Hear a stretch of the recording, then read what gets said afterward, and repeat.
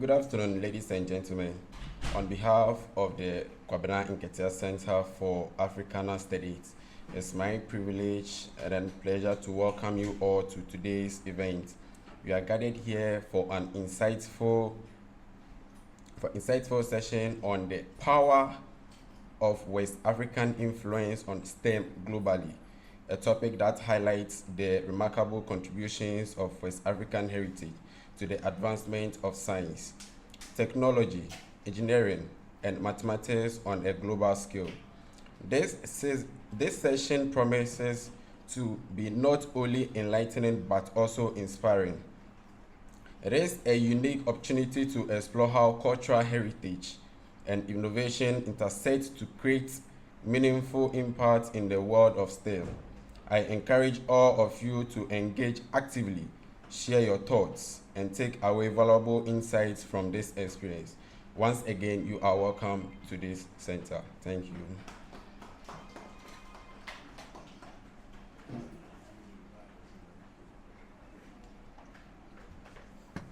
Okay, so good afternoon, everyone. Greetings to our audience online as well. I welcome you to the Kwabena Nketia Center for Africana Studies at the African University of Communications and Business. Welcome to our Global African Diaspora Lecture Series. We are delighted to welcome you to this platform that is dedicated to insightful discussions on the experiences, contributions, and impact of continental Africa and the African diaspora. This series brings together scholars, practitioners, thought leaders, and change makers to explore the rich tapestry of continental African and African diasporic history, culture, and innovation. We look forward to engaging conversations that inspire new perspectives and meaningful connections.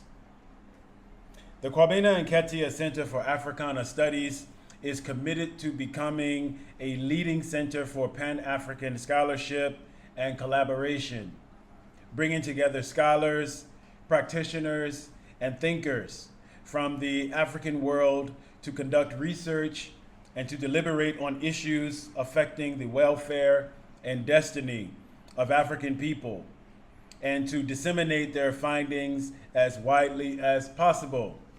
Additionally, the center will be an incubator for innovative research to generate new knowledge that advances professional practice for those at the cutting edge of transformative development.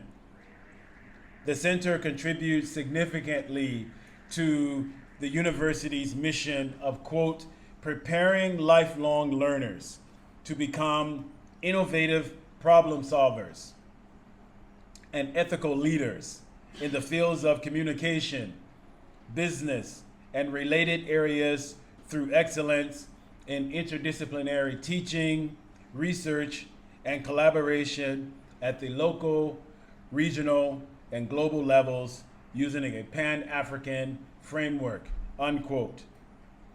And we can also include our intersection with the university's core value of, quote, embracing African cultural values, unquote.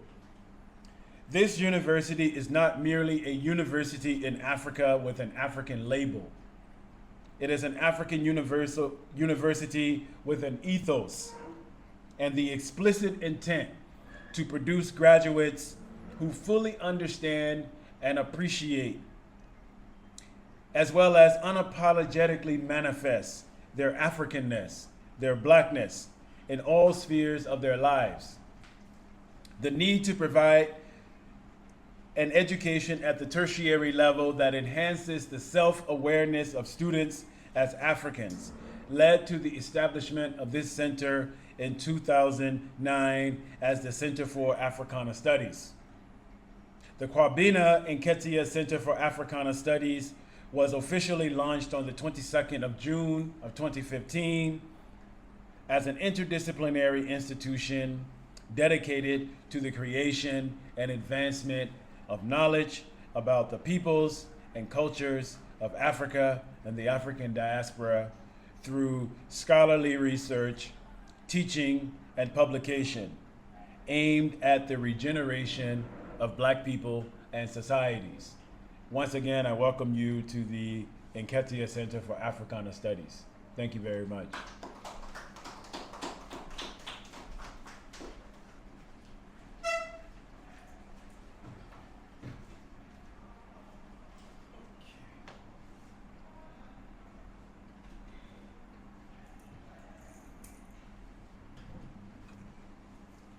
So once again, you are welcome.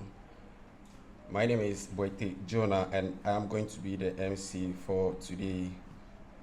And today we are delving into the topic, the power of West African influence on STEM globally.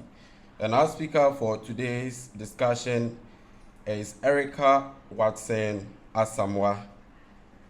Erika W. Asamoah is a passionate educator, instructional designer, and STEM advocate with a rich background in agri-tech, edtech, curriculum development, and mental and behavioral health counseling.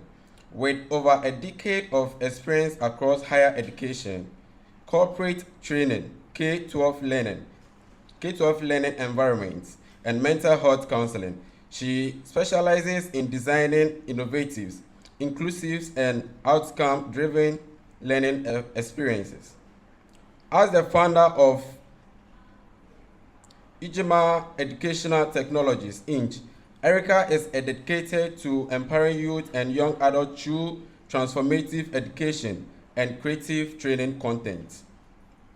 Her work is rooted in an Afrocentric perspective, fostering innovation, creativity, and entrepreneurship to address global challenges. Guided by the principles of unity, self-determination, and collective economics, she champions sustainable growth across the African diaspora and Mother Africa. Throughout her career, Erika has led web development initiatives, crafted in immersive learning solutions using platforms like Articulate Storyline, and collaborated with subject matter experts to deliver high-impact training programs. Her ability to seamlessly integrate instructional technologies with practical learning outcomes has made her a sought-after leader in the field of instructional design and educational technology.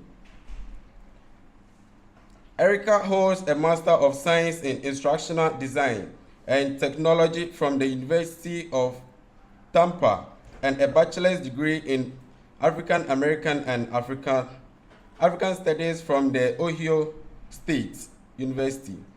She is also a licensed insurance broker and a Texas All Lines insurance adjuster with an extensive background in mental health counseling, reflecting her versatility and commitment to lifelong learning. Beyond her professional work, Erika is deeply committed to community service. She has been a proud graduate member of Zeta Phi Beta Sorority, Incorporated since 2017, actively supporting educational and community programs that uplift and empower marginalized communities. Her mission remains clear: to leverage technologies, education, and community collaboration to create a brighter, more equitable future. Connect with Erika W. Asamoah. So, ladies and gentlemen, without wasting much time, shall you join me in welcoming our speaker for today's event, Erika W. Asamoah. Thank you.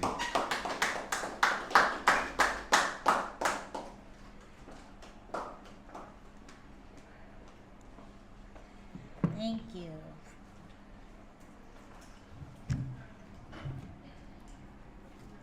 Thank you. Thank you for having me today. Thank you for giving me an opportunity to share with you all information that is near and dear to my heart, and information that I hope would be insightful for you, and I hope that we all walk away today learning a bit of something new. So I am excited to talk about the actual power of West African influence on STEM globally, because oftentimes we don't know what has happened in the past unless we highlight that, right? So sometimes we stay in our own lanes and we focus on what we're doing and we miss the greatness of everything that's around us. So my first slide, the next slide is STEM, the untold story. Many don't realize that Africa, specifically West Africa, has been a foundational force in STEM, science, technology, engineering, and mathematics. Let's break the myth that innovation is only a modern concept.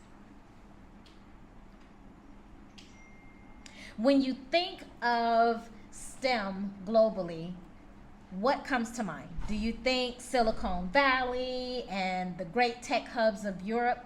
Well, let's go back further. Before modern labs and AI revolutions, to the heart of West Africa, a region rich with scientific, mathematical, and agricultural genius long before the world took notice. I stand before you today as a woman of African descent, an educator, a technologist, and an advocate for bridging the gap between traditional knowledge and modern STEM. My journey from mental health counseling to instructional design, higher education, and web development has been shaped by one powerful truth. Africa has always been a STEM powerhouse. For example, Timbuktu. The Sakor University of Timbuktu, founded in the 14th century, was a global hub for science and mathematics. Scholars from across the world studied advanced algebra, geometry, and physics, knowledge that later influenced European scholars. We didn't gather that from the Europeans, they gathered it from us. Mali. The Dogon people of Mali had deep astronomical knowledge, identifying celestial bodies like Sirius B long before Western telescopes confirmed its existence. Some of the engineering marvels, architectures of the past and the future. For instance, how many of us have heard of the Great Wall of China? And how many of us know of the Great Walls of Benin? A couple, yes. And so oftentimes we're not aware that the Great Walls of Benin are larger than the Great Wall of China, and they were a feat of civil engineering and urban planning that stunned early European explorers. The Wall of Benin is 4 times larger than the Wall of China. It's 9,900 miles, or 16,000 kilometers. It is the longest wall in history. Today, Africa's influence on sustainable agriculture continues with projects like Ghana's various eco-friendly housing initiatives, and we'll talk a bit about that later. Some areas of focus. Agricultural science. West African agrarian practices, from crop rotation to irrigation systems, were always ahead of their time. Agritech, feeding the future. Today, agritech startups in Ghana and Nigeria, for example, are using AI, blockchain, and IoT to revolutionize farming, ensuring food security for the future. Here are a list of over 20 startups right here in Ghana. So you'll find that many of them are throughout the 16 regions. You have AgroGuard, and all this is a long list of startups, and every last one of them is right here in Ghana. So oftentimes we don't understand the value of what we have and the extent of what's going on right here in our own area. We'll go ahead to the next slide. Tech and entrepreneurship, the new generation of African innovators. The African tech ecosystem is booming with hubs like Nigeria's Yaba, the Silicon Valley of Africa, and Ghana's growing fintech scene. Women in STEM, like myself, are at the forefront of digital transformation, creating edtech solutions that make STEM accessible to all. Ghana is pioneering eco-friendly housing solutions that blend traditional methods with modern innovations to address environmental concerns and housing shortages. Here are a list of about 7 different organizations that have that primary focus. Some of the notable initiatives that reflect Ghana's commitment to sustainable development, combining traditional building practices with modern technology to create eco-friendly housings, include Ujamaa Green Housing. You can see that their IG Act is listed here. OGH constructs affordable homes using eco-friendly bricks made from recycled plastics. How important is that? How much plastics do we need to get rid of in Ghana? We have the ability to turn that into something usable. The interlocking bricks eliminate the need for mortar, allowing for swift and cost-effective assembly. We also have Green Views Residential, located in Accra. Green Views integrates sustainable features such as solar panels, double wall facades with insulation, shared herb gardens, and comprehensive waste management systems. These elements reduce environmental impact and promote community well-being. Then we have the Ghana Bamboo House, and we all know how versatile of a resource bamboo is. So this project showcases the use of bamboo, a fast-growing renewable resource, as a primary construction material. Bamboo's strength and flexibility make it ideal for sustainable building.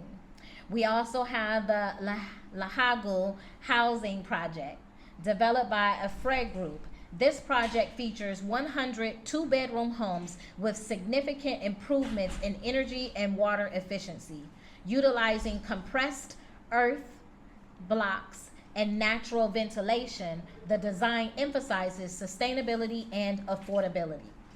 We also have Hive Earth that does very similar things with earth blocks and shipping containers. So we've seen shipping containers used for housing as well as for businesses all throughout the country. Another organization listed here is Organic Earth.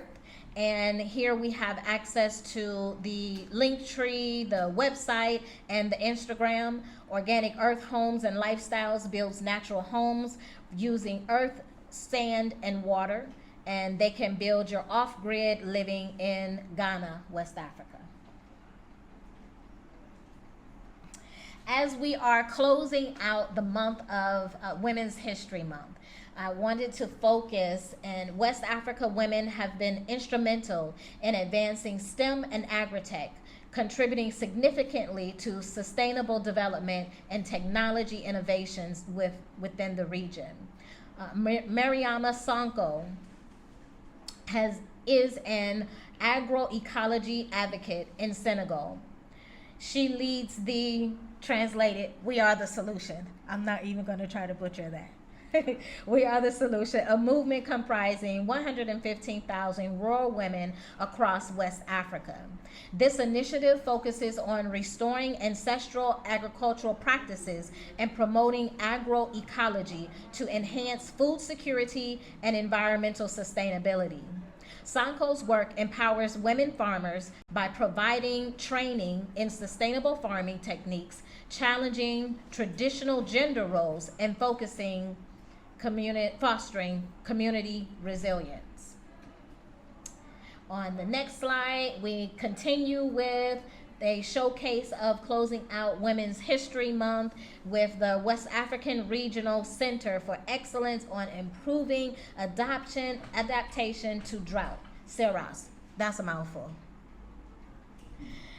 They're also based in Senegal, and they are actively empowering women researchers in agriculture by involving women in scientific research and decision-making processes. CERAS enhances the resilience of agricultural practices to climate change and ensuring that innovations are inclusive and effective.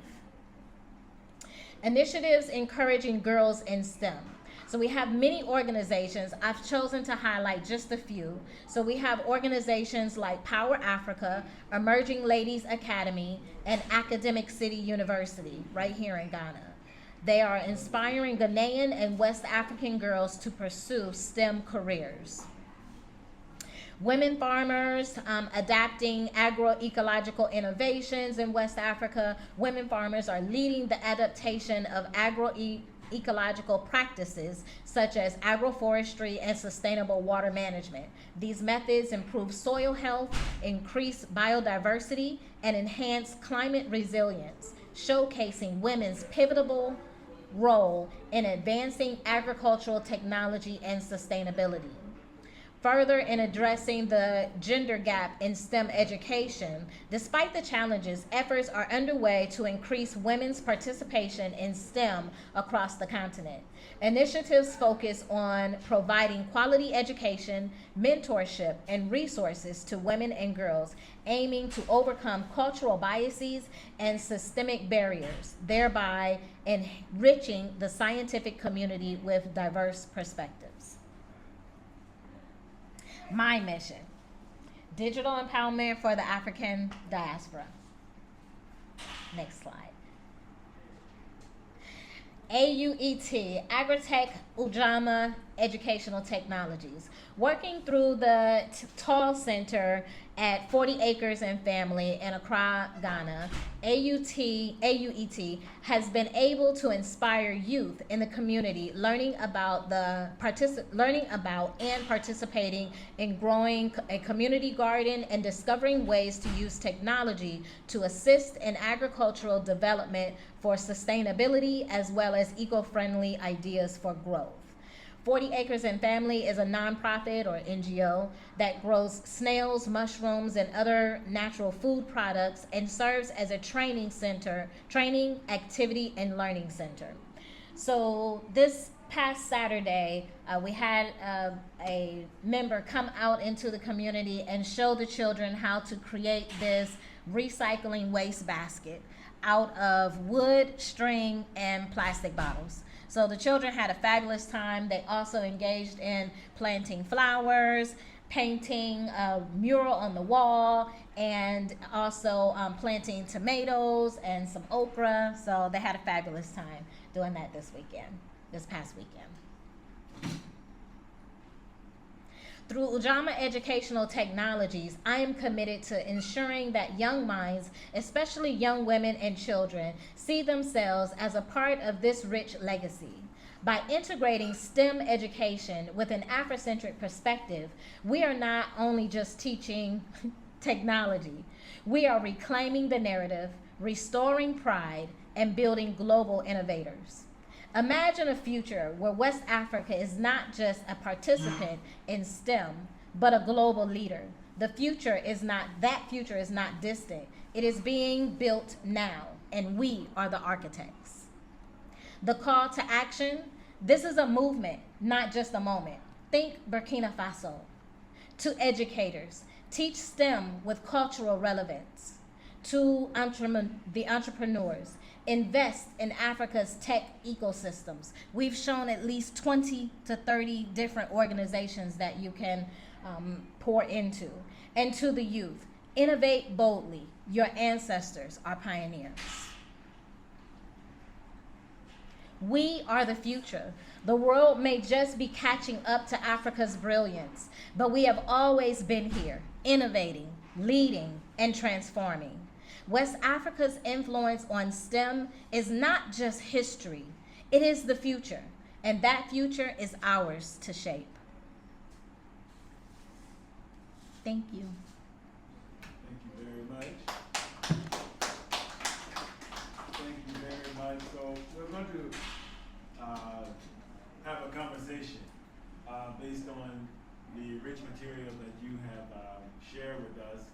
First, I'd like to give audience members an opportunity to ask any questions they may have As I was multitasking, I scribbled some myself, but anyone have any comments or initial thoughts that they'd like to share? Yes, sir.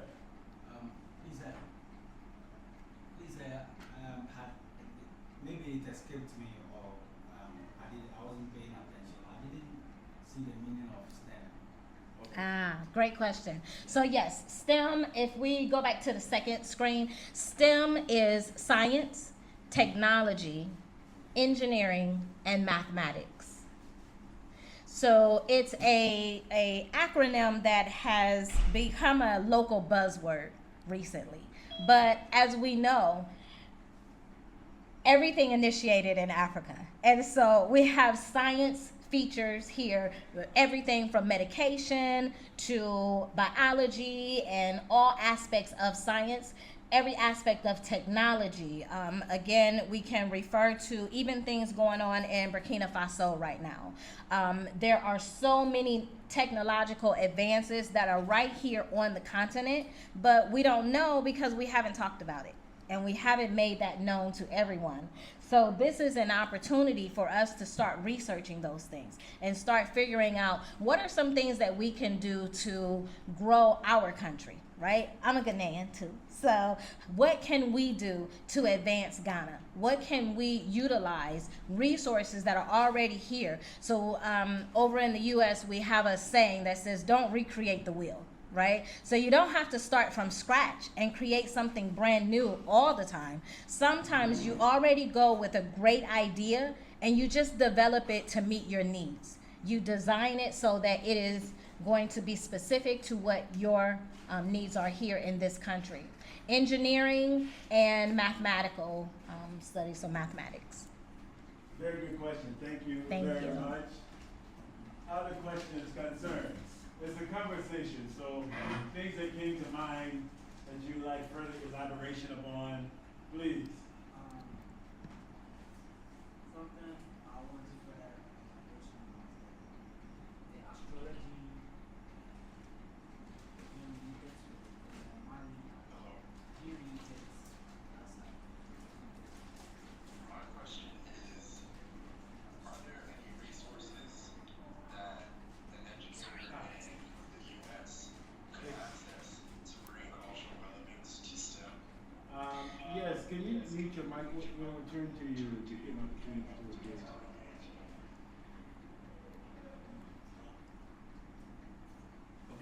again. Yeah. Sorry, I didn't hear the question very well. I apologize. Can you repeat your question again? Yeah. I was saying the astrology, Uh-huh. test out to money. I didn't get the insights there, so I wanted to. Ah, yes, to further that. So that was actually information that I learned as I did some research. And so basically what it is saying is that they've discovered celestial beings. Celestial beings, have you heard of like ET, extraterrestrial beings? So that's what they're referring to. Basically outside of this universe. So not people that look like you and I. So this has been discovered by the Dogon people in Mali, and then years later, many years later, it was confirmed by Western telescopes. So oftentimes you'll hear, I don't know if you all hear here, but in the U.S., people used to believe that the pyramids were built by extraterrestrials.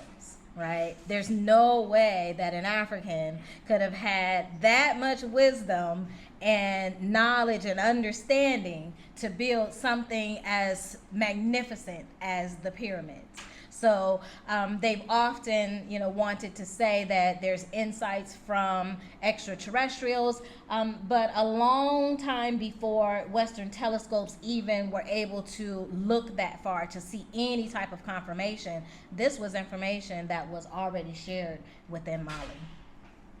Thank you for that question. Thank you very much. Were you going to follow up? Not yet. Okay. I thought you had something.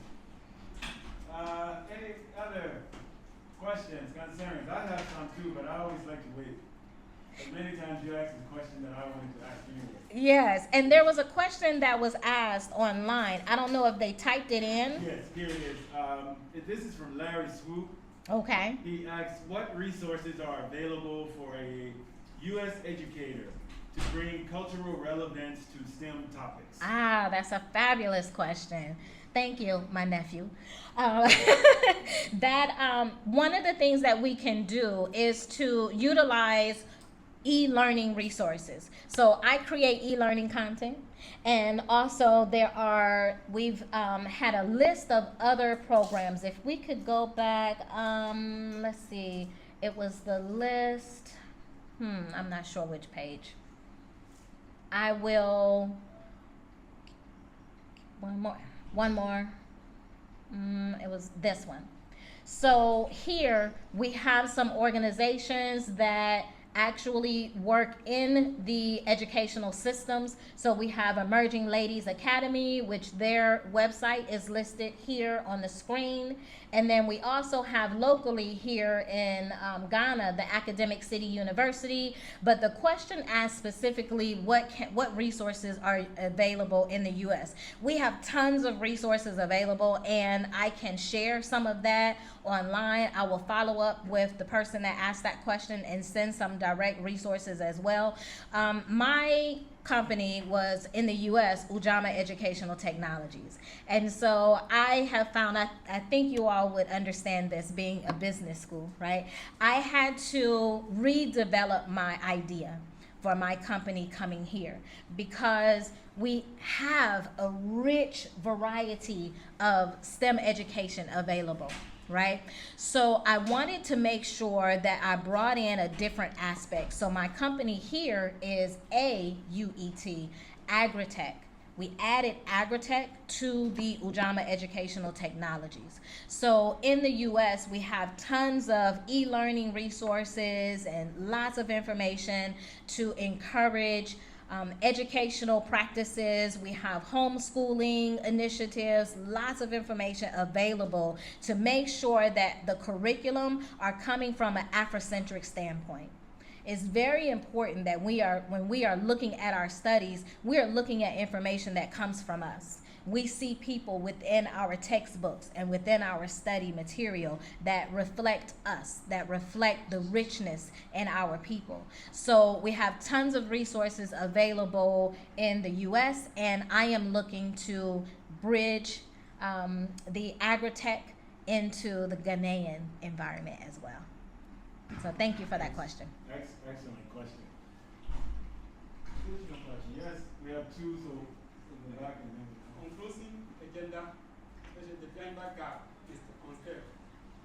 Despite effort putting in place, like even what you are doing, but there are still a lot of barriers preventing women from even entering into STEM.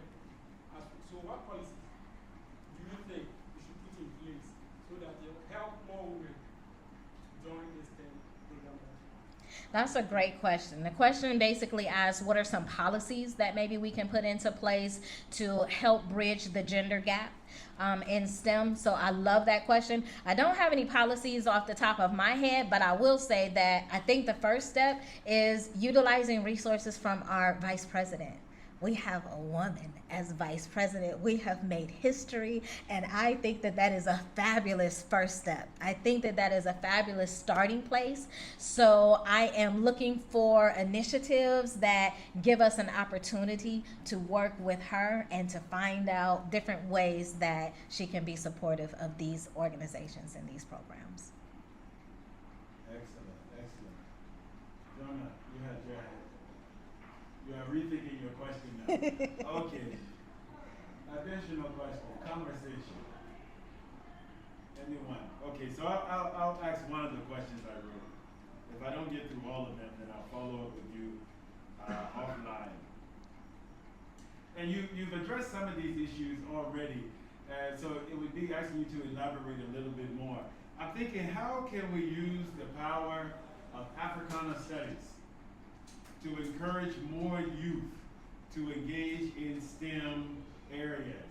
Because sometimes there's this conception that Africana studies doesn't have much to do with STEM or anything but Africana studies, whereas I think we have a different interpretation from that background. So how can we use the power of Africana studies to encourage more youth to engage in STEM areas? I love that question. I think that everything that we create, because it's coming from us, and we are Africana studies, period. So everything that comes from us, we have an opportunity to incorporate our culture, incorporate our being into every aspect. So one of the things that I am very intentional on is when I'm creating educational content, whether it be curriculum or whether it be e-learning or whether it be in classroom material, I'm going to make sure that I use cultural references directly reflecting where we are. So I want to make sure that when I'm creating a story and I say there are two students that are practicing some idea, right? They're trying to see if they can make a light bulb work without plugging it into a socket. So we have two people. I'm going to make sure that their names are Akoshwa and Kweku. I'm not gonna call them Sally and Bill, right? So those may seem small, but those are things. We want to make sure that we're reflecting the rich tapestry and all of the beauty that is in the culture in which we live, all throughout the continent, but specifically we're talking about Ghana, right? So you want to make sure that the richness of your culture is evident in everything that you're doing. I believe that it's easy to make sure that you include yourself and things that reflect your pride of where you live and where you come from in everything that you create. That might be overly simplistic, but that is my goal and my purpose. So anytime I'm creating content, e-learning content, you're going to see brown children. I'm going to be very intentional that you see brown children there. You're going to see children that have a diverse background. You may see children wearing Muslim garb, right? So not everyone is going to look the same, but we want to make sure that we're very intentional on what we're creating and what we're putting out there. Sometimes I struggle with things like emojis on the telephone. If I'm sending a message to someone, I want my memoji to look like me. I want it to have brown skin. I want it to have hair that is reflective of my coily hair or my locks, right? So I want to make sure that everything is reflective of the pride that we have inside of ourselves in everything that we do. Excellent. Thank you very much. Yes, sir. My question is, in closing the gap between gender relation and STEM, first, women need to have interest. How would we be able to get women to have interest in STEM? Because if they don't have interest, and then we are encouraging them to venture into something they don't have the interest in, it's not going to work. So how are we going to encourage them to have the interest? I don't know how. Excellent question. So for those that are online, the question is basically, and forgive me if I say it wrong, but the question to my understanding is, how do we encourage girls to even have an interest in STEM? And so I love the question because I think that it's important for us to start. That's why my focus is on the children and young girls and young women. I feel that exposure is going to be the very first step. So I showed that they made a trash receptacle out of plastics. And while that's more eco-friendly, environmental type things and not so much techie, what happens is it gives them an opportunity to see that they can create. It gives them an opportunity to experience things that they may not ordinarily experience in their neighborhood. So some of those children I work with in the Ujamaa Educational Technologies and through the 40 Acres and family. And we do programming that shows them in small ways how we use technology every day. So one example is just using our phone and teaching them that Siri and whoever those other people's names are that. Ooh. See, she's talking. I'm not talking to you, Siri. But showing them that this is technology. And I had an opportunity to show a class, and I asked them to say something in their voice and to ask a question that is relevant only to Ghana culture, right? And Siri wasn't able to answer because Siri doesn't know. And I explained to them that is why we need you in STEM, because Siri only knows what a human being has told her. And if your culture is not reflected, then Siri and those others will never know. So we need that influence from everyone who has that intrinsic knowledge. Everyone in this room has knowledge that is able to be used and greatly monetized and all kinds of things, and we don't even realize it. It's just a part of who you are. And so with my NGO, I meet with the children and I allow them to have an opportunity to just play around with things, investigate, look at, create, and ask questions, come up with ideas of what should we do for next week's programming. That gives them an opportunity to feel involved, to feel like they have ownership, and then also to be creative. My passion is not just showing the world how much I know. I want to pass on what I know to the next generation, because you all are the innovators. You all are the ones that are going to take that little bit of information that I'm sharing with you on the how-to, and you're going to revolutionize that with your creativity. So that's my answer to doing that. Catch them when they're young and give them exposure to things that they wouldn't otherwise see. So I take some of my group, I want to take them on field trips. I want to take them to Kunst University. I want to bring them here. I want to take them to Academic City University. I want to take them to all of the 16 regions of Ghana and expose them to the different things that they can learn. Because oftentimes, if you grow up in, I don't know, in the Ga area in Spintex, you may not ever venture to northern Ghana. You may not ever go to the northern region. And so you may not know things about your own country that someone else knows, because they came from the outside and that was the first place that they visited. So I think that it's important for us to expose children and young people to all of the things that make them great as this nation of Ghana. Excellent. Additional question. Yes, sir. You have a follow-up. Another question. Good. Lisa, what are the biggest challenges facing STEM education in West Africa? Biggest challenges facing STEM Yeah, in West Africa. in West Africa. I don't know.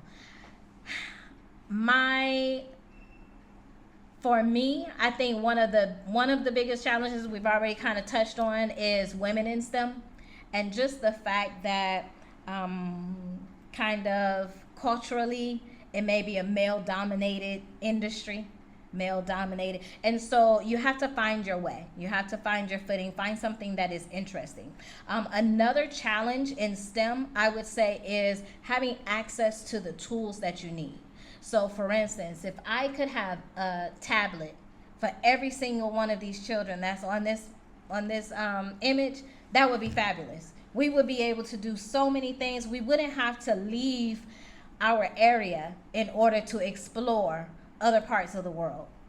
And so having access to the tools and the equipment is one of the biggest barriers. So for instance, one of the slides showed agriculture, and it had some drones and they were spraying something. So whether it be water or whether it be fertilizer, whatever it is that is being dispersed through the drones, a drone is expensive.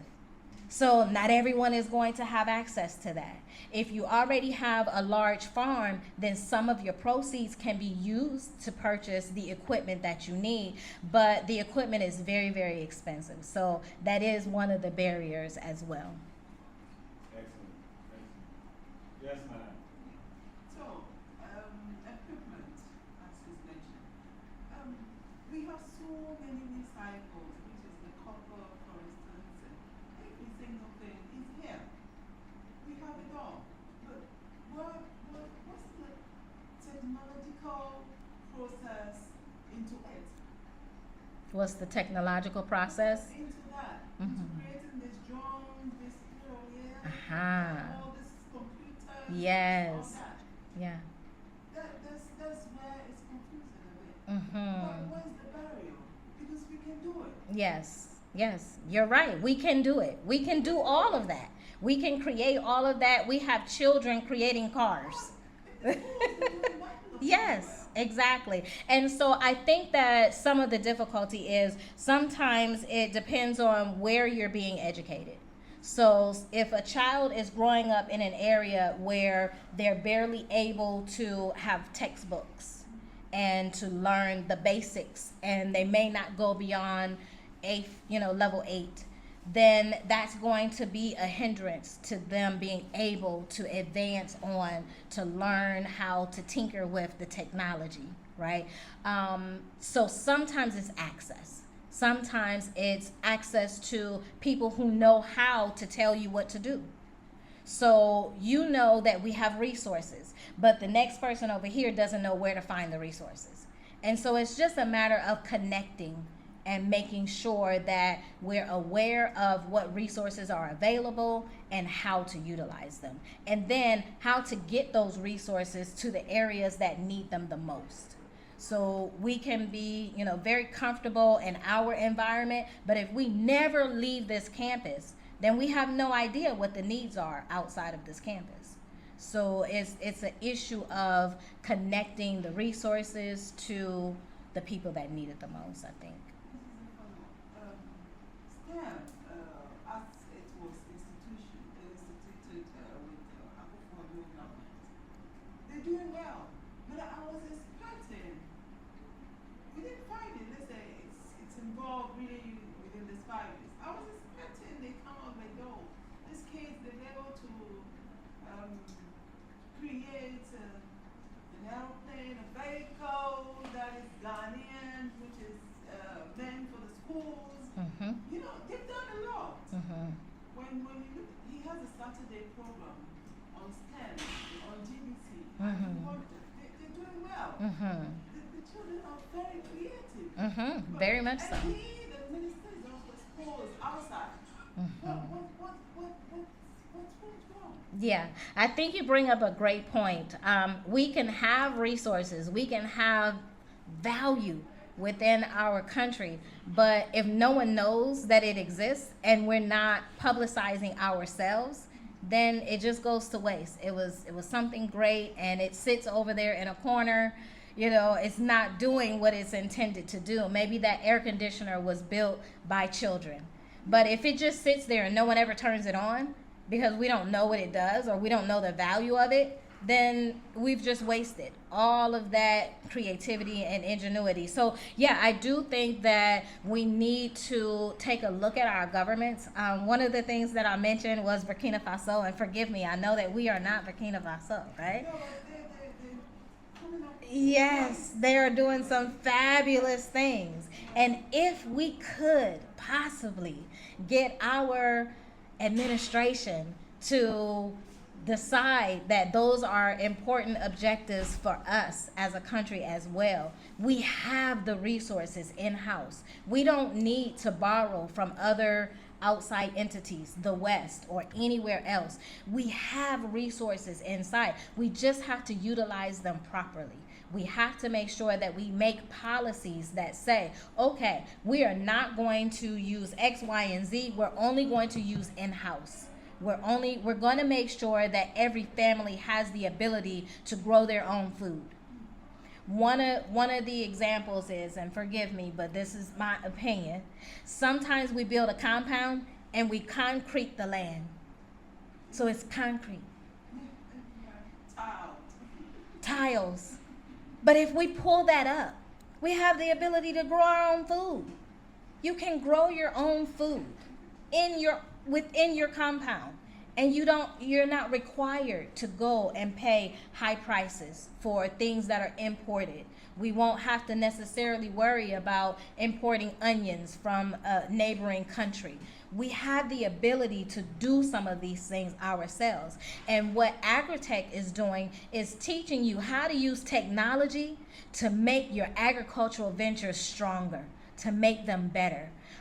One of the companies that was on that list of 20, 30 companies that are there, they are going to teach you how to know early whether or not there's disease coming to your crop and what to do to avoid that. So they're using things like drone technology, taking a look at the seasons or what's going on within the region, and they're teaching you. There's an app that can teach you what to do with your crop, your specific crop, because you do something different with maize than you do with pineapple, and you do something different for cassava than you do for something else, right? So it gives you an opportunity to utilize your technology. You'll take your device out there and scan it, and then it tells you everything that you need to know. Those are the ways in which we can use technology to help us. I know that many of the youth are thinking, I don't want to be a farmer. I don't want to grow crops. That is not something that I'm interested in doing. I understand, I get it, but it's big money, and it would help our country to grow. It would help us to grow the GDP, the gross domestic product. I think that's what that means. And so it would make us to go to the next level, because everything that we need is in-house. We just have to make sure that we're using it appropriately. So we know that monies aren't always being used appropriately, but also our resources. And so it takes us all to say, we want to see something different. You have to stand up and say, just like we say, okay, we want this leader to be out. We're ready for the new one to come in. We also have to hold their feet to the fire and say, this is what we expect. We have all of these resources. We've seen it. We have greatness available, and this is what we demand. Thank you very much. Additional questions? Yes. Let's keep the conversation going. When you are answering that question, you mentioned policy. My question is Agritech working with any government agency? Where can we get the government? Collaboration with any government agency? I don't know. I don't know. I don't know. What are some ideas that you have? What do you think we should? Where should we start? What can we do? Because I have no idea. So, with me, I know with the gender ministry, they do with women, children, and men and other stuff. And then with the Ministry of Education, we have other aspects that deal more with children. Yeah. Physically for children. And then they have another aspect that deal with technologies in the Ministry of Education.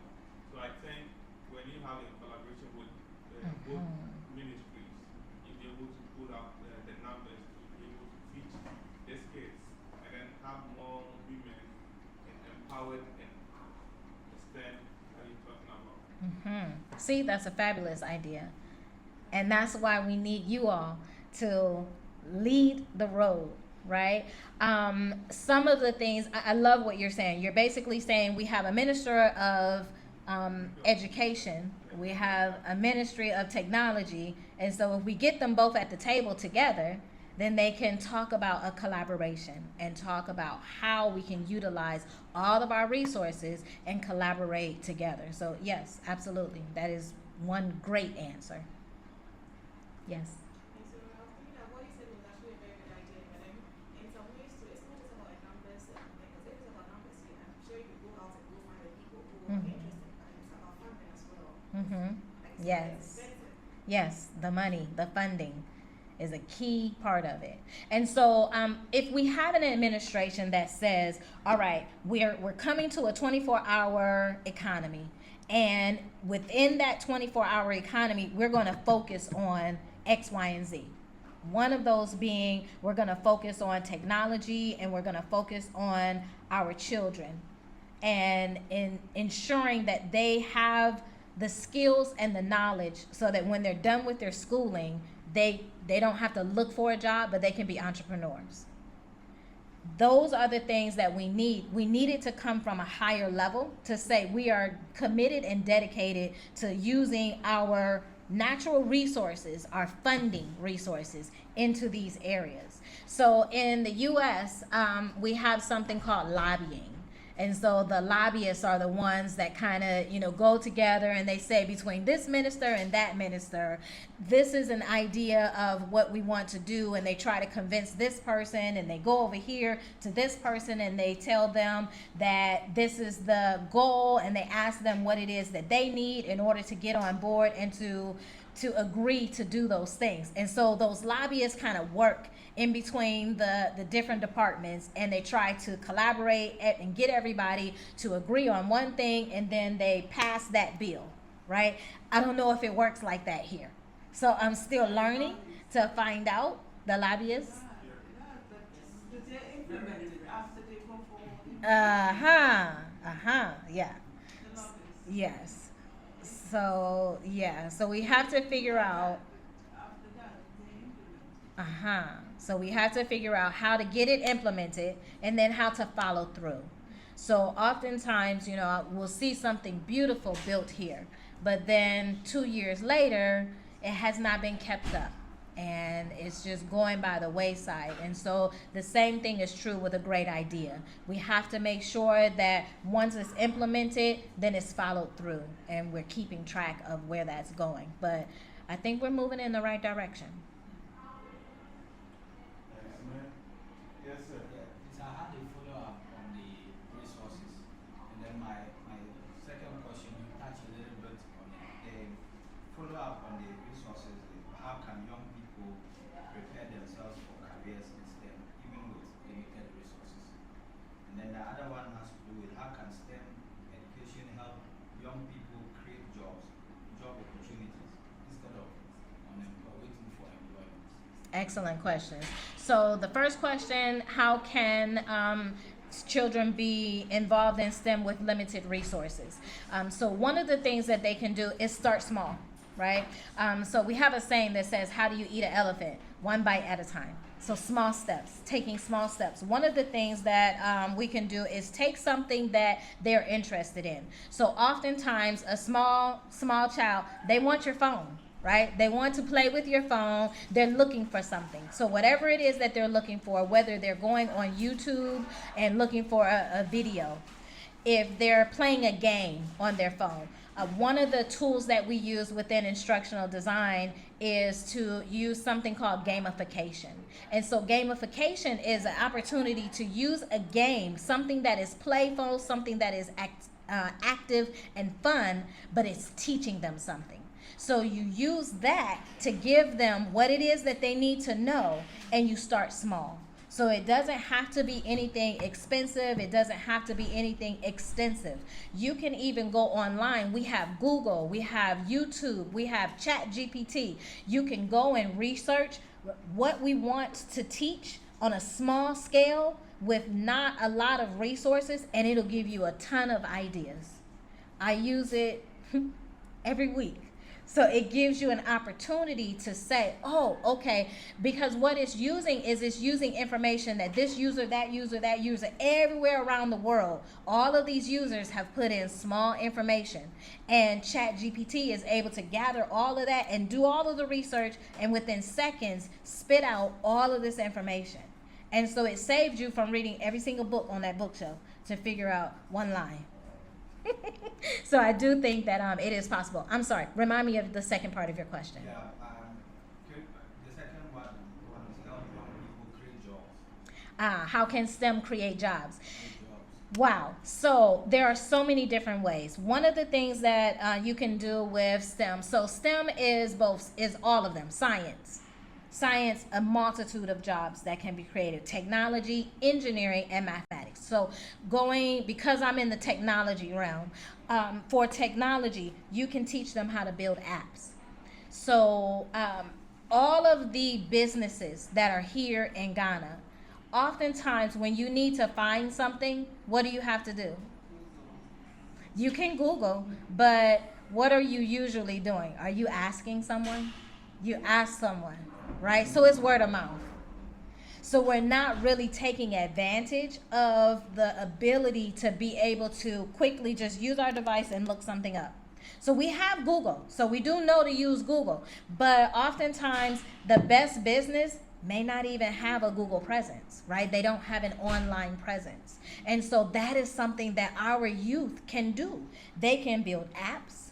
They can build websites. They can make sure that we have some type of directory.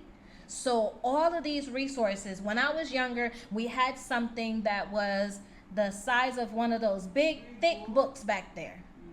And it was called a phone book. And so you had to flip through the yellow pages in the phone book to it was listed in alphabetical order, and all of the businesses were in there, and all of the residents were in there, and so you had to flip through the book to find what you needed. We didn't have Google, so it was a paper version of Google. And you had to look through there and see if you can find it. And then once you get to the area, then you had to figure out, okay, there are 10 different businesses that do what I'm looking for. How do I know which one is the best one? And so once you find them, then you may still have to ask by word of mouth, do you guys know about this one? Have you ever used this one? Is it good? Is it bad? You know? And so what can we do now? Quick and easy to create a resource, to create a directory, to create a way to connect people and businesses and things together. So many different things that can be done. There was this news agency, it was called Yellow Page. Mm-hmm. I don't know what happened to it. Mm. They were really present. Mm-hmm. I don't know what happened. Yeah. Yellow Page. Yeah. Yep. Because Ghana Telecom is no more providing all this information. They stopped printing all those things. Uh-huh. And it's like we lost. And we lost into the foreign country. Mm-hmm. Yep. So we were talking about the yellow pages. Yes. So yes. And so one of the things that we can do is we can recreate an online version of the yellow pages. But I think they're not even aware of it. Mm-hmm. Young people are not even aware Mm-hmm. where it originated. Yes. Yes. And someone must tell them. Yes. And you will see them do marvelous Exactly. things. Exactly. And that's where the strength in this room comes from, right? I went to the class, I was telling them, come and listen. Yes. This is for you. Yes. You have to listen. Yes. Because you can create something for you. You have to find a way of meeting you somewhere. Exactly. Exactly. You really don't know. Yes, because when the young ones hear, you guys use a book to look for things, they're automatically going to come up with more creative ways, easier ways, because that's the way their brains work. And so we just have to give them the idea and say, this is the need. When you see what the need is, then you can figure out a way to address it. Mm-hmm. You can do it. Yep. Very good. Additional comments, questions? Jonah, did you have yours? Huh? It has been It answered. has been answered. Okay. I still have some questions. Let's see. You mentioned digital empowerment for the African diaspora. Uh-huh. And I think that your response to this question will be very insightful to our audience. Could you tell us how you understand diaspora? Ah. Because there are varying conceptions of what you Uh-huh. mean by diaspora. Okay, that is a great question. So the question is, what is my definition of the diaspora? So I do feel that it is a twofold, at least a twofold answer. So you have African diasporans who were born in Africa or life originated in Africa. And then you had the colonizer that came in and dispersed those peoples to a different part of the world. Okay? And so that's one aspect of African diaspora. Those who, through the transatlantic slave and the Arab slave experience, have been dispersed, and they're populating other parts of the world outside of the continent of Africa. Then you have another aspect of African diaspora who are people who were born here, somewhere in the continent, and grew up here. And at some point, they left and they went to the West or wherever. And those are also African diasporans, right? Because now they live outside, but it's not because their life experience has always been outside. It's because they were able to travel and move and perhaps study abroad and things of that nature. And so when I refer to the African within the diaspora, that's everyone who is of African descent.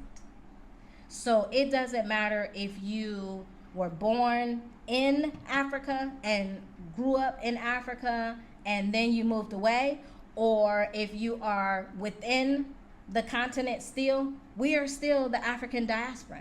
That's all of us. Every last one of us that looks like me and you. That is who we are. Because it doesn't matter if I am Asamoah and I moved to Timbuktu and I could be living there for 20 years. It doesn't change the fact that I still am who I am. My location doesn't change that. And so for me, it's all inclusive of anyone that is of African descent. Wonderful, wonderful. Thank you very much for that response. Questions? Should I ask another, or I should? I should ask. Okay. I'll go back to the beginning because and this goes back to when we first encountered one another. I think it was the African American Association of Ghana. It's a very prominent organization that has a long history in post-independence Ghana. Your interdisciplinary background that led to your professional development today, I think is very inspiring, particularly to youth who may think, well, I'm not in a STEM field, so that's not something I can do. Because in Ghana, we tend to put ourselves into very rigid silos. I'm in communication, so I can't even do anything build a business. So can you give us some insight about that very rich, diverse background and how it led to your professional development today? Thank you for that question. I agree. I think that my journey definitely made me who I am, and it gives me a different perspective on things. So during my undergraduate studies at university, I initially started in a physical therapy role. So I wanted to be an athletic trainer, so sports medicine and all of that. And I quickly learned that that wasn't the route for me. So I decided that I didn't want to do all of the studies and the science and chemistry and biology and all of those things just to assist someone in sports. I didn't think that it took that much. So I quickly changed to another helping field, and still was there within humanities and social aspects. And so I focused on psychology, sociology, and I took a class called Black Studies. At that time, it was called Black Studies. I'm aging myself. Don't pay any attention. So at that time, it was called Black Studies. And being a young person from a neighborhood that was, we'll say, low income, you know, I asked myself, well, what is this class going to teach me about being Black? I've been Black my whole life. I don't understand. What is this Black Studies class? So I took the class, and it was the best class I ever took in university. I loved it, and I kept taking classes, and then within a year's time, they changed the name from Black Studies to African American Studies.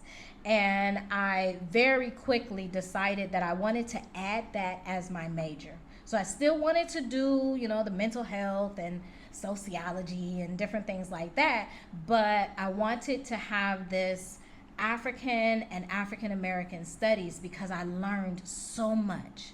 I had an opportunity to read books by Chinwe Achebe, books, things that I never would have been exposed to in my small community.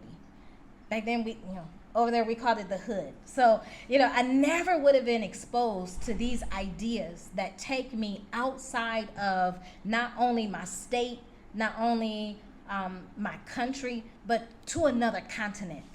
And so that became my second major. And then I decided that I did not like, I majored in social work. And I said, oh, social work is not what I thought it was. I thought it was something different. And so I dropped the social work, and what was left was the African and African American studies. And I continued to take classes, and I loved every last one of them. What it showed me is that you can focus on so many different aspects of who we are. Our greatness. You can focus on literature, you can focus on culture, you can focus on music, the African Renaissance, you can focus on so many different things that just help you to understand that in my case, being in the US, my existence didn't start with slavery. That's not where existence started from. It started far beyond that.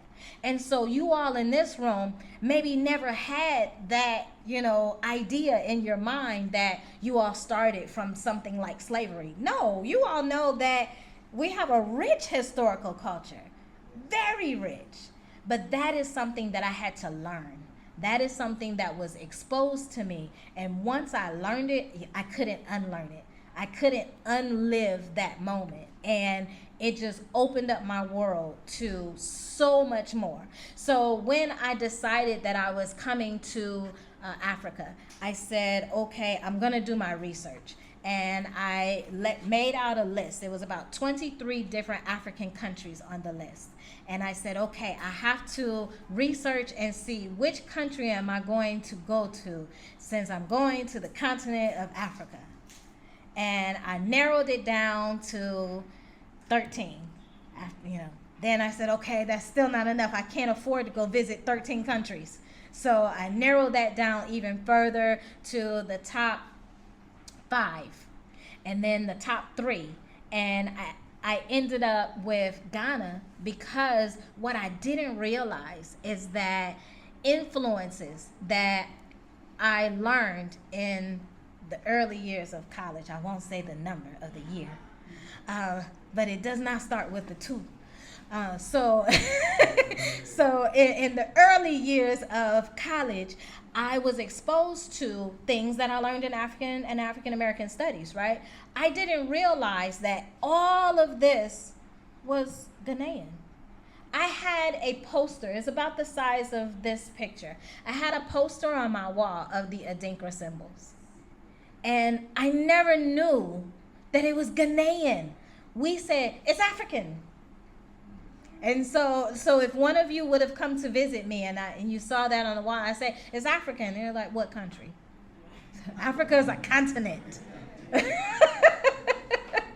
And so there's a learning process, and you realize that, I don't know what I don't know until I figure it out. And someone asks me a question that I don't have an appropriate response to. And so I realized that there was very small print on there, and it told you that it was Ghanaian, and it told you all of the information, but I didn't read the fine print at that time. I'm just amazed at the symbols and all of these things. And then, of course, I know about Osagyefo, Kwame Nkrumah, right? But I didn't realize that he's not just African, he is Ghanaian. There is an importance to why he is Ghanaian. What does that mean? What was he to Ghana?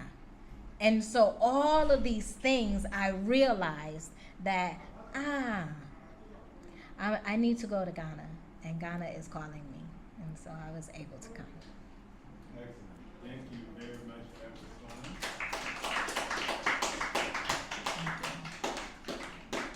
Question, concern, comment. What was the other 2 countries? You want to know the other countries in the top 3. So it was Nigeria, but I learned that that probably was not going to be my route.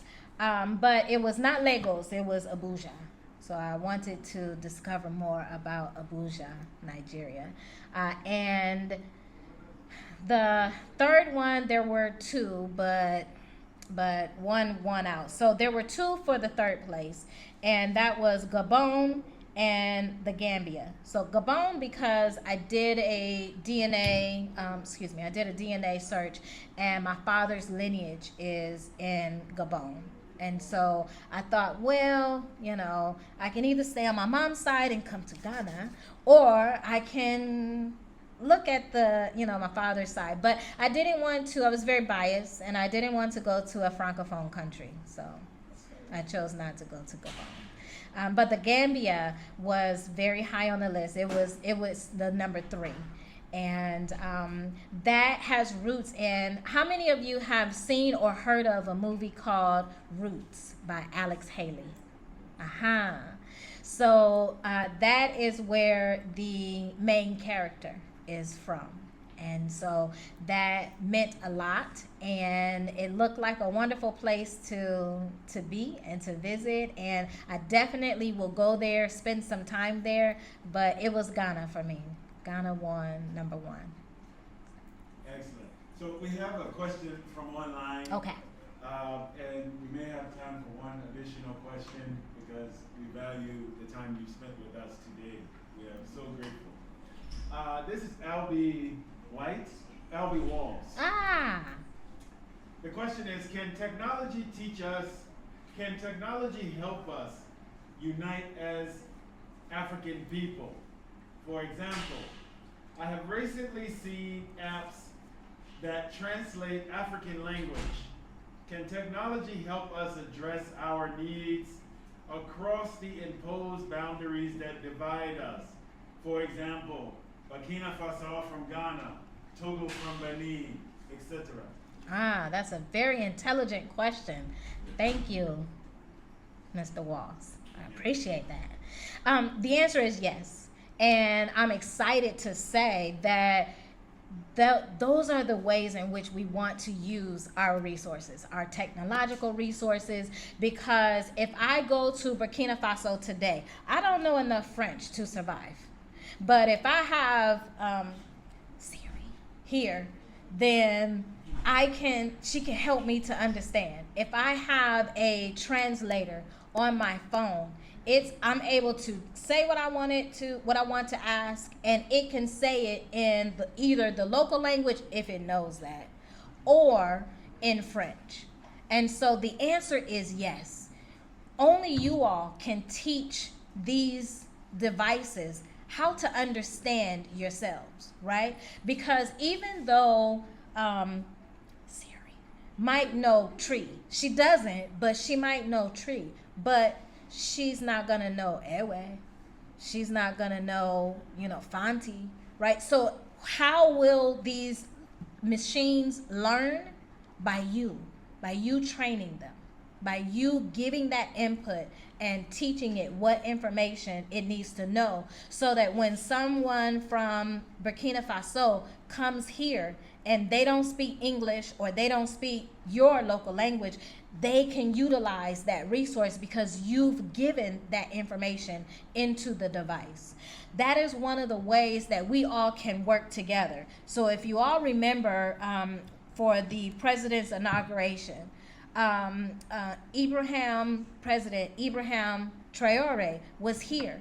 And I just thought it was wonderful that they were able to have a conversation, because I was just like, I thought he only speaks French, but I don't know. The president might speak French, I don't know. Or they may have been speaking English, I don't know. But they may also have an earbud. So when you go to the US, if you're sitting in a classroom and I'm speaking in English, but the person in the audience only understands Spanish, they'll have a little earbud in there, and it's connected to your device, and it's translating Spanish to them. So how do we make sure that something translates in your local languages? We need you. We need you all to give that information, give the input, so that then it can be translated and translated appropriately, right? So the answer is a resounding yes. Thank you very much. In Africa, one thing is the cultures are plenty. So the languages alone,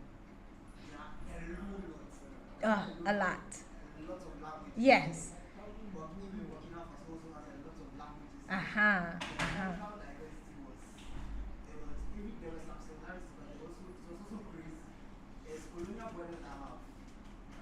separated us. So doing it in Africa, it will be very difficult because the local languages are a lot. Well, so this is one of the ways that you make it less difficult. You don't have to do all of the languages. It's not all, just a few. So if we start with one language for Ghana, although I know that, some people feel excluded, but if we start small, the same way of eating the elephant, one bite at a time, you start with one language, and one language from Burkina Faso, one language from Sierra Leone, and we're making sure that we have that connection. At least every region, every state, every country has one language that they're using for now. Then that gives you access to be able to travel across the continent to Eritrea. How many people in this room have been to Eritrea? Not me either. Not me either, right? But if we have an opportunity to go there, then if we have one language, we get there and we say, okay, I can speak one language, then you will find someone that can guide you, and they're happy. What do you all do if I come in and you all ask me if I speak tree and I say ka-kra? You'll laugh and you'll say, oh, she's trying. She tried. And so then that opens the door, because then when I try to say something, they're like, did you mean? And then you'll say it the way I should have said it. And we learn, right? So if you start small and you don't overwhelm yourself by doing all. Many of us in this room don't know all of the languages that are spoken in Ghana alone. We have 16 different regions, and all of those regions have so many different languages, right? And so we don't have to know all of the languages in order to be able to communicate and work well together. We just have to start small. Just a follow-up on that. My cousin has an app called Kaya app. Ah. Yeah, I don't know if you've heard about it. Yeah, he's Ghanaian, but he's based in the US. Okay. He's my cousin. Currently, he has about 1, 2, 3, 4, 5, 6, 7, 8, 9, 10, 11, 12 languages. Oh, wow. And the Kaya app is able to translate into three. Bani, Ewe, Fanti, Ghana, Bruni, Kikuyu, Yoruba, that's Nigeria and all that. So he has put all these in the app. It's called Kaya app. Check it out on Google Play or App Store. Nice. So Kaya app. Khaya. Kaya app. Khaya. I'm repeating for the people who are online. So yes, that's awesome. So I was trying to even link him with the vice chancellor one of the days when it comes to Ghana. Yes, absolutely. Yep. And that's what we need. It's so easy to develop an app. You can develop an app that is for both Apple and Android, or you can just develop one for one until you're able to develop it in the other one. But it's easy to do, and you can put any information out there, and we all can grow and learn from it. Yes, ma'am. If you take a country, for instance, a Ghana and a Ghana are dengue. When a Ghana speaks and a Ghana and then speaks, you can relate it. Go to the Volta region, you can relate their language. You take the Ashanti region, you can relate there. So if it's a country and you take about those related languages, about 5 of them, you can go out. Yes. Burkina Faso. Yes. Take the same thing, 5 languages for a Yes. country, you can relate to all of that. Exactly. For instance, how long has this been in operation? He's been there for about 5 years. You see, About and he's 5 not years. able to promote it. Yes. Yeah, he's been on 3FM, others, TV3 and the rest. Maybe you haven't heard. And then he has been going to universities to do seminars on it. You think university, I think university is not the right channel. No, it's just If you really want to promote this, is it trying to teach them how to create it, or is it trying to market it?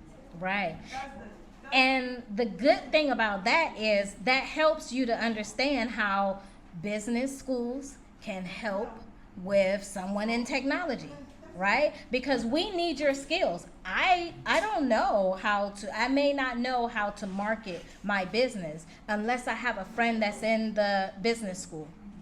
And so that person can tell you and do an analysis on, this is your target market, this is your target audience, and this is what you need to do in order to reach them, and how to research that. That's again a way for us to connect.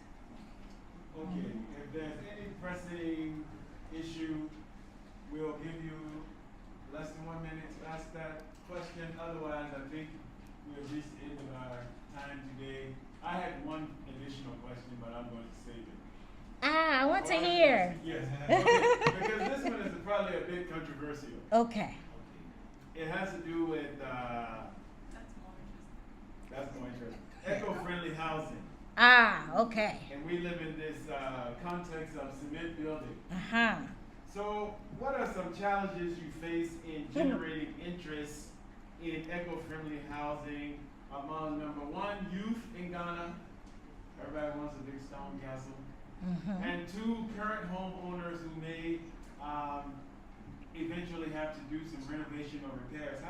What challenges do you face in our context in promoting eco-friendly housing? That's a great question. What challenges in eco-friendly housing are there?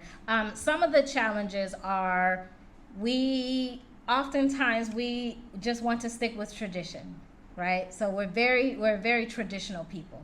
And this is how it is, this is how it has been, and this is how it forever shall be. And so sometimes as the youth, you all, butt heads with the parents or the grandparents because you're like, yes, but, you want to help to hop over that hurdle. Well, the same is true with eco-friendly housing opportunities, right? So some of the concerns with the organization that takes plastics and turns it into bricks for pavement or for building homes. One of the biggest challenges that he ran into is he got pushback that said, how do we know that it's safe? How do we know that we can live inside of this environment and not breathe in toxins from the plastic that has been turned into a brick? And so he had to show them and use science and different measures to prove that it is safe to live in a house that's made out of a brick that used mostly plastic. It's not much different than the sand and other things that cause mildew and black mold, things like that, right? Another challenge is resources. So when we're looking at what resources are required for things like the rammed earth or those things, using the sand and the clay and the mixture that is used there. Some of the difficulties are where you live, where my land might be located. It may not be the proper soil for creating the rammed earth brick the rammed earth that needs to be there. And so they now have to bring in sand from outside, and it may be quite a ways from where my land is located. And so then that raises the cost. So while we're trying to stay eco-friendly and low cost, sometimes that cost rises because you have to bring the soil in from a different area. However, if we were to do a cost analysis on what it takes to build with cement, our traditional building materials, and we all know that the cost of cement has gone up since the time that I entered this room to right now. So when I quote you something today, when you build tomorrow, it might be increased small, just a bit, right? But if we did a cost analysis, the cost of sand is not going to increase, right? But the cost of cement will. And so we have to kind of take a look at learning about using other alternatives. So the difficulty is we don't always easily accept things that are different, things that are new. And so we have to relearn and rethink. That's one of my answers. Thank you very, very much. Thank you. Thank you. Thank you. Thank you very much. I appreciate you you. very much. Thank you all. Okay. So, John.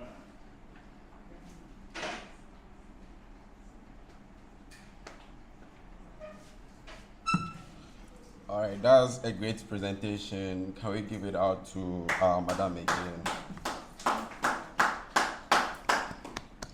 So on behalf of the Kwabena Nketia Center for Africana Studies and Global African Diaspora Lecture Series, I'd like to extend our heartfelt gratitude and appreciation to our Madam Erika Watson Asamoah. Got it right? All right. For her great and enlightening presentation she has brought to us this afternoon. In fact, she has really enlightened us. I didn't know there was something like this, but as at the end of today's program or lecture, I've got to know more about it. Then once again, I would like to appreciate our listeners, our audience, our community, those who have been able to join in person, and then those who joined online. We appreciate your presence and then your time. And we are looking forward to see you more and then welcome you to our next presentation. Once again, thank you for coming in and enjoy the rest of your day.